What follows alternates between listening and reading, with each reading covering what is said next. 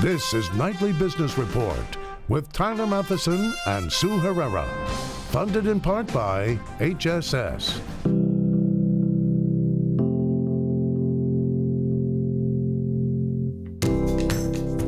Our value principles are patient first, and we want to deliver the highest quality care. The goal of creating and sustaining value is all about putting the patient at the center of the equation. The purpose of this organization is to help people get back to what they need and love to do. Rally pauses. The recent stock surge seems to have taken a breather. But will the bulls remain in control and send the Dow to 20,000? Golden age, why a well-known investor says bank stocks are entering a gilded era. Billion-dollar fraud. Hedge fund executives are accused of bilking investors in what's being called a Bernie Madoff-like Ponzi scheme. Those stories and more tonight on Nightly Business Report for this Monday, December the 19th. Good evening, everybody. Welcome. I'm Bill Griffith, and tonight for Tyler Matheson. Great to have you here. Thank you. I'm Sue Herrera. Well, Dow 20,000 remains within reach, but after a few attempts, the blue chip index has fallen short of that landmark level. Today, gains were trimmed when reports surfaced that Russia's ambassador to Turkey was shot and killed in Ankara. Investors were also rattled this afternoon when several people were killed by a truck which drove into a Christmas market in Berlin, Germany. So with one eye on overseas events, the Dow Jones Industrial Average rose 39 points to 19,883. The Nasdaq was up 20, the S&P 500 gained 4. Today's modest moves mirror those of the past few days. And as Bob Pisani explains, some investors may be questioning the strength of the recent rally. Stocks were again little change today, with the Dow up only fractionally today and in the last 5 days. The assassination of the Russian ambassador to Turkey may have taken some of the winds out of the modest morning rally. Still, it's been a remarkable 5 weeks since the election, with the markets up about 6%, largely on a belief that a proposed combination of tax cuts, fewer regulations, and a massive stimulus program will somehow translate into a surge in corporate profits in 2017. But that hope can only push stocks so far. There's a battle going on. Instead of bulls versus bears, let's call it the pragmatists versus the optimists. The pragmatists are saying the stock market's going too fast. We don't know how tax reduction and stimulus programs are going to impact earnings because we don't know what the numbers are going to be or the programs will be. The optimists are saying, use your imagination. We don't have to have all the numbers, but we know all this is going to be good for stocks. Now, this may be a very flimsy foundation for a stock rally, but that's essentially where we are now. And that flimsiness may be why the market is starting to look a little trendless. Former market leaders like banks and industrials and materials that went up big in November, they've sort of stopped rallying. And while November laggards like consumer staples and utilities are trying to make up for the difference, investors in the past week haven't been buying with quite the same enthusiasm as the prior month. Now, a pause after such a big rally is certainly in order, and you could perhaps forgive investors for being a bit uncertain. Should they buy more or sit tight or take profits and hope the markets will drop so they can buy lower? There's no agreement on the direction right now. For Nightly Business Report, I'm Bob Pisani at the New York Stock Exchange. You know, since the election, the financial sector has been the best performing sector overall. Banks are benefiting, of course, from higher interest rates, and they're rallying on the assumption that a Republican administration will reduce those regulations that were put in place after the financial crisis. Financials are up 17% since November 8th, and they've advanced more than 20% just this year. And in an interview today on CNBC, a well-known investor who correctly bet against subprime mortgage securities during the financial crisis, well, today he said he's now very bullish on the banks. What I think is going to happen is I think the financial system is going to be at least partially deregulated. I think over the next couple of years, there'll be more leverage, and this will be a golden age of investing in financial stocks. So you would be very long right now, financial stocks? As long as I could be. As long as, and is that what you are? And that is what I am. So is it time to invest in the banking sector for the long term? And if so, what should you know before you do? Joining us tonight to talk about that, Eric Wasserstrom is Managing Director at Guggenheim Securities. Good to see you. Thanks for joining us tonight. Thanks for having me. Are you as bullish on the banks as Steve Eisman is right now? You know, I'm afraid that I'm not. I think if I were to categorize myself relative to what Bob just discussed in your previous segment, I'm more in the pragmatist camp. And while we've seen a couple of positive things happen, particularly with respect to the shape of the yield curve, many of the other things that I would argue is being discounted in bank stocks are still, I think, very early, and I'm in a little bit more of a wait-and-see mode to see if they, in fact, benefit future earnings. One of the things that has been pointed out by a number of analysts as a bullish scenario is regulatory reform. But you seem to think that perhaps not as much reform is going to happen as a lot of people think. Yeah, Sue, that's correct. So the big debate is really around the repeal of Dodd-Frank. And I would say quite flatly that the likelihood of repeal or even significant reform to Dodd-Frank is zero. The one thing you could see is some new legislation targeted at regulatory relief for smaller community and regional banks. But broadly speaking, I don't see a high likelihood of deregulation as long as that requires 60 votes in the U.S. Senate, which it will. Having said all this, though, Eric, you still have buy recommendations on some of the big banks. You got on Citi, on Morgan Stanley, and some of the regionals. So put this in perspective for us. Are you buying them now, or what are you doing with them? Well, generally speaking, I would argue that the space broadly is now certainly at the top end of our range of fair value. Within that, we continue to favor the names where there's actually an idiosyncratic reason while we think their earnings will go higher, rather than a dependence on just improvement in the macro environment, which we find at this point a very uncompelling case given the run in the stocks. What about earnings? You mentioned that, and you know, one of the issues for the market has been the expectations that earnings are going to continue to deliver on perhaps the top end of estimates. Would you fall into that camp, or are you equally as cautious on the earnings front? Well, I think you have to sort of parse a bit what the drivers of earnings may be. So probably the most significant one, of course, is the net interest margin, which responds to the shape of the yield curve. The yield curve has steepened, so that's positive for banks. And the short end may come up through rate hikes, also positive. Net, we think those things contribute about 4 to 5% of earnings. Obviously, that alone wouldn't explain a roughly 25% move in the stocks. So we think what's also being discounted is things like more robust capital markets and a lower corporate tax rate. And again, we would say it's just very early to conclude that those things are happening. Eric Wasserstrom from Guggenheim Securities. Good to see you again. Thank you for joining us again. Thank you for having me. You bet. Well, it's almost the end of the year, and the past few Januaries have been anything but kind to investors. The markets seem to suffer from a New Year's hangover. But will 2017 be different? Mike Santoli takes a look. As investors prepare for 2017, the ghost of January's past might soon disturb their sleep. The stock market has finished strong in December the past 3 years, but in each case, stocks stumbled into the new year, losing an average of nearly 4% in the month of January since 2014. This year's January drop led ultimately to a harsh 15% downturn into February. Wall Street is now trying to figure out if the market is again set up for a similar hangover following the current rally. The bad news?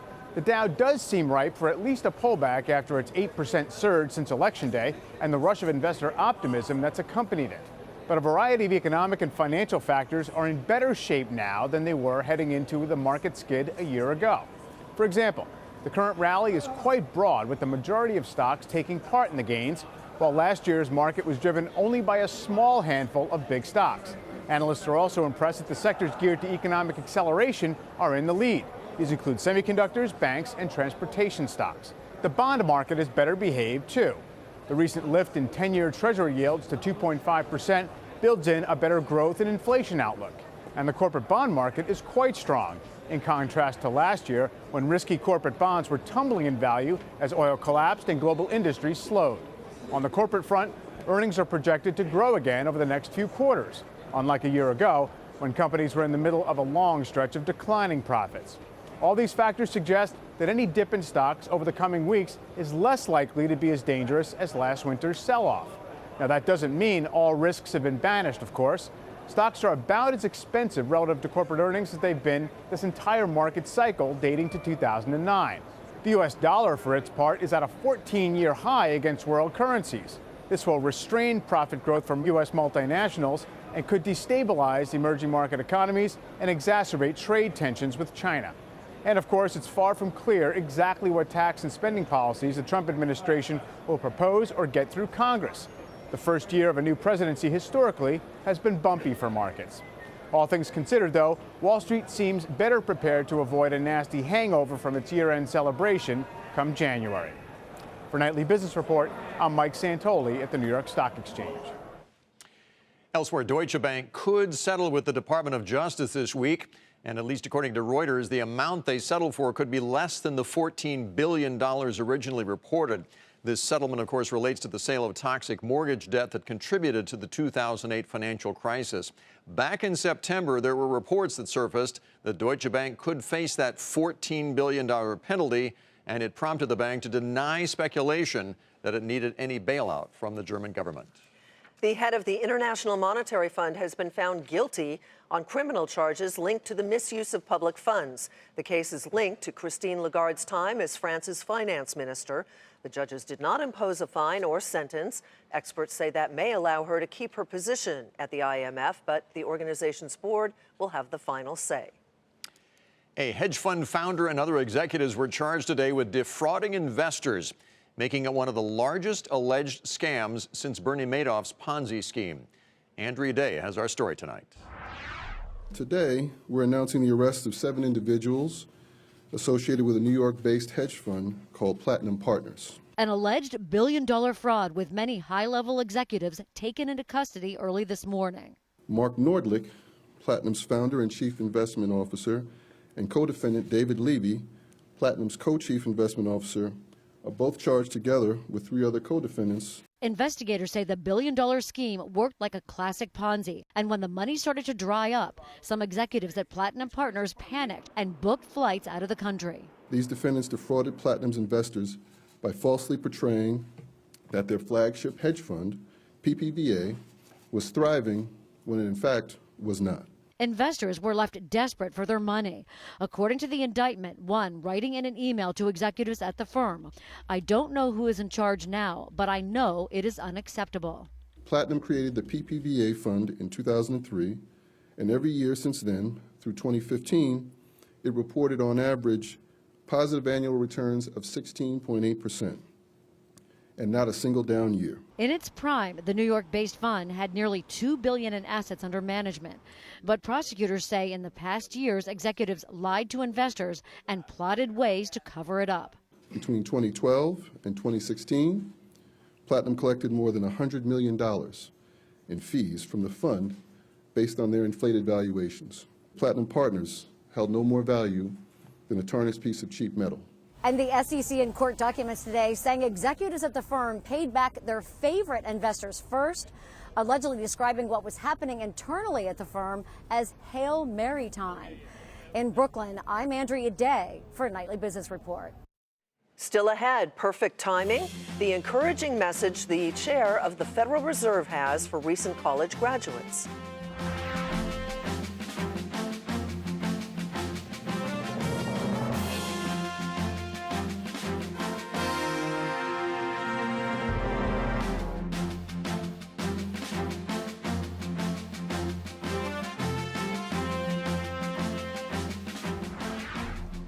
Major cities across northern China were under a blanket of smog on Monday. In fact, it was so bad that businesses were shut down and air and ground traffic was disrupted. More than 20 cities issued red alerts, which are expected to remain in effect through Wednesday.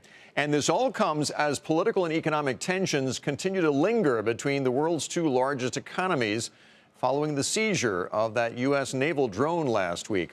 Eunice Yoon has more for us tonight from Beijing. China's foreign ministry attempted to ease tensions over the drone, saying that the Chinese and U.S. militaries were in direct talks to negotiate the handover of the drone. The ministry also cautiously defended Beijing's actions, saying China's Navy had a responsible and professional attitude to identify and ascertain this object. If you discover or pick something up from the street, you have to examine it. That was a very different tone from what was coming out of the state media, which both defended Beijing Beijing's actions strongly and mocked Donald Trump. The People's Daily called the U.S. survey ship a serial offender spying against China. The official press more broadly attacked the president-elect, calling him emotional for tweeting that Beijing should keep the drone. The nationalist Global Times said Trump's tweets just add fuel to the fire and said Trump is not behaving as a president and has no sense of how to lead a superpower. Trump has indicated that he wants to become much more aggressive on the South China Sea. His choice for Secretary of State Rex Tillerson also suggests a tougher line. Under Tillerson, Exxon teamed up with Vietnam for oil exploration in the South China Sea, drawing protests from Beijing. Now, analysts I speak to say that Beijing is officially showing some restraint. However, they believe that if Trump were to carry out his aggressive stance and turn that into official policy, that Beijing would also react with stronger action. Some of the ideas are that Beijing could recall its ambassador or perhaps even cut diplomatic ties. Now, the state media appears to be attempting to steer Trump away from confrontation. The China Daily said that Trump should take President Obama's advice and think through what the consequences are before upending long-standing policy. For Nightly Business Report, I'm Eunice Yoon in Beijing. President-elect Donald Trump has picked a conservative congressman to be his budget chief and run one of the most powerful and influential economic agencies. Mick Mulvaney is a fierce deficit hawk with a record of pushing deep spending cuts to balance the budget. Eamon Javers is covering the story for us tonight from Washington. Good to see you, Eamon. Yeah, hi, Sue. So if Mick Mulvaney is a fiscal conservative, how is that going to gel, or will it gel, with Mr. Trump's calls for massive infrastructure spending? Yeah, that's going to be the fascinating point of tension here. Mick Mulvaney is one of the members of the Freedom Caucus up on Capitol Hill. He's a Republican from South Carolina, very conservative. He's even billed himself as a member of the Shutdown Caucus. He doesn't want to see any spending that's not paid for by other spending cuts traditionally. The question is, how is he going to view Donald Trump's infrastructure spending plans? Will they be able to come up with a way to cut as much as they spend, and where will they find those other cuts? That's going to be on Mick Mulvaney's plate when he gets into the OMB in January. It's going to be a very, very tough task. Then, on the other hand, though, Eamon, you have the president-elect's criticism of some of the aerospace contracts we have, most importantly, the Air Force One deal that he claimed was $4 billion. How does that jive with Mr. Mulvaney's strategies? Well, and that's an interesting one that you mentioned, Bill, because Mulvaney has been one of the few Republicans who's willing to call for cuts in defense spending as well as in other domestic discretionary spending. So traditionally, you see a lot of Republicans who call for spending cuts, but not on the Pentagon. Mulvaney has said that he would like to see defense cuts as well. That seems to align pretty well with what Donald Trump has been saying about some of these defense contracts. They're too expensive, and the contractors are sort of having one on with the U.S. taxpayers here. So that could be an area of convergence. But the whole question of transportation and infrastructure is a really prickly one, and we're going to have to wait and see how they resolve it. Eamon, thank you, as always. Eamon Javers in Washington. Meantime, Apple appeals that European Union's nearly $14 billion tax order, and that's where we begin tonight's Market Focus. Back in August, you'll recall the EU slapped the tech giant with that multi-billion-dollar tax bill, alleging that the company accepted illegal state aid from Ireland in return for creating jobs in that country. Today, though, Apple said that it has now formally appealed the EU's decision, adding that the agency retroactively changed the rules and also disregarded decades of Irish tax law. Shares of Apple rose fractionally today to $116.64. Meanwhile, homebuilder Lennar said today that an increase in orders and higher average selling prices helped that company post better than expected earnings. The company also said that it expects to perform well under a Trump administration, even if the Fed does continue to hike interest rates. Shares of Lennar down 2 cents to $43.40. And shares of Clovis Oncology got a lift today following the FDA's early approval of the drug maker's treatment for ovarian cancer. The medication is intended to treat women who have an advanced form of the disease and who have specific gene mutations. Shares surged more than 8.5% today to $40.48. Lands' End has named a new CEO, Jerome Griffith, not Bill Griffith, who is the former chief executive of the luggage maker Tumi Holdings, will take the helm of the clothing retailer in March, succeeding the company's 2 interim CEOs. Lands' End shares rose nearly 4% to $17.75. And Boeing warned that it may cut additional positions next year in an effort to cut costs. The aircraft maker said some of its cuts will be a part of a voluntary layoff program in one of its units, but the company did not disclose how many jobs will be lost. Shares rose 1% to 156.18. The chair of the Federal Reserve had some encouraging words today for new college graduates. The class of 2016 is entering the strongest job market in nearly a decade. Steve Leisman has more. Fed Chair Janet Yellen had a mid-year message for college students. Stay in school and get that degree. In a commencement speech at the University of Baltimore, Yellen told graduates that the pay gap between those with college degrees and those with only high school diplomas has widened from just 20% in 1980 to a whopping 70% now. But graduates only get those benefits if they, well, actually get the diploma. Research shows that a large share of the benefits I've described from higher education comes only to those who graduate. Even those completing 3 or more years of college benefit much less when they don't get a degree. For example, Yellen said that college graduates usually find jobs that allow them to pay off their student loans, and there's more. Beyond these advantages, research also shows that a college or graduate degree typically leads to a happier, healthier, and longer life. Those college degrees will be needed more and more because of globalization and advances in technology.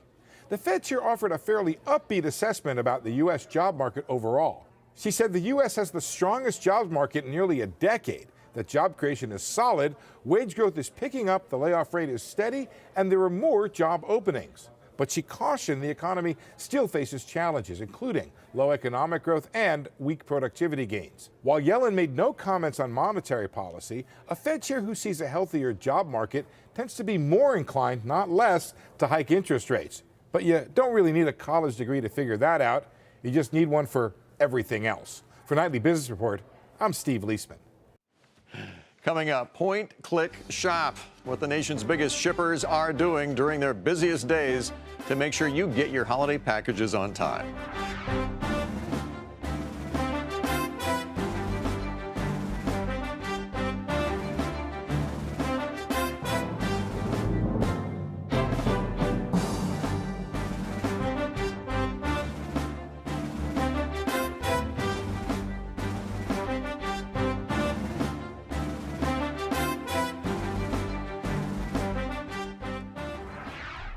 BlackBerry is switching gears. The company, of course, known for its mobile phones with a keyboard, is opening a research center for self-driving cars located in Ottawa, Ontario.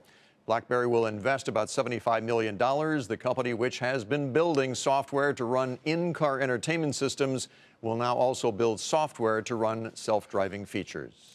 It's crunch time for the shippers, and companies like FedEx and UPS are pulling out all of the stops, like mobilizing field staff and adding Sunday deliveries. It's all to keep up with a record-breaking number of items ordered online.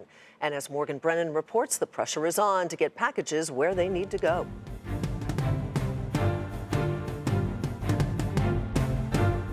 The countdown is on as UPS, FedEx, and the U.S. Postal Service scramble to deliver an avalanche of packages over the coming days. Today will likely be the busiest day for UPS and one of the busiest at FedEx, with both companies handling double their average daily package volumes.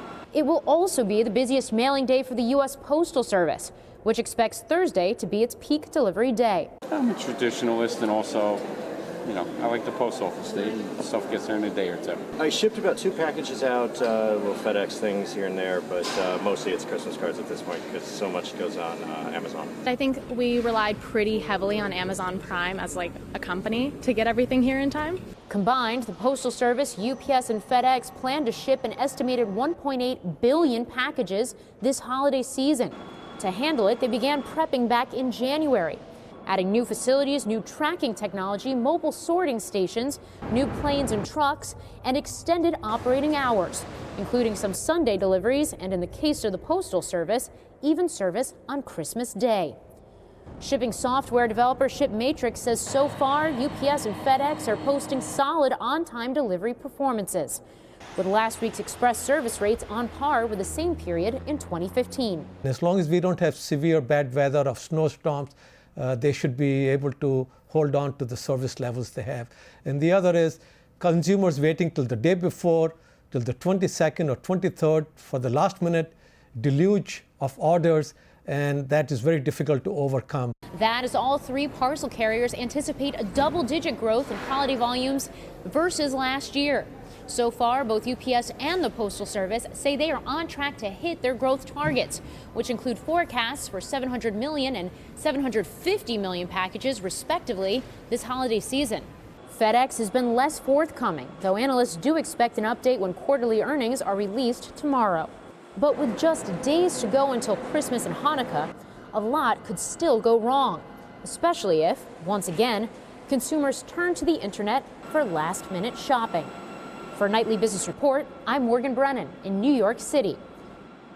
Oh, look at that. I have a package waiting for me at home when I get Excellent. home. That's nice. Okay. I'm going to go home and Sometime. wrap. I'm behind. Hurry up. That does Nightly Business Report tonight. I'm Sue Herrera. Thanks for joining us. I'm Bill Griffith. Have a great evening. We'll see you tomorrow. Nightly Business Report has been funded in part by HSS.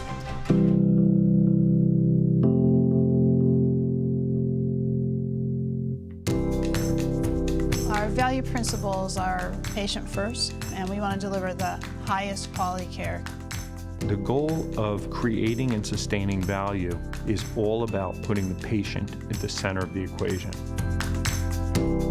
The purpose of this organization is to help people get back to what they need and love to do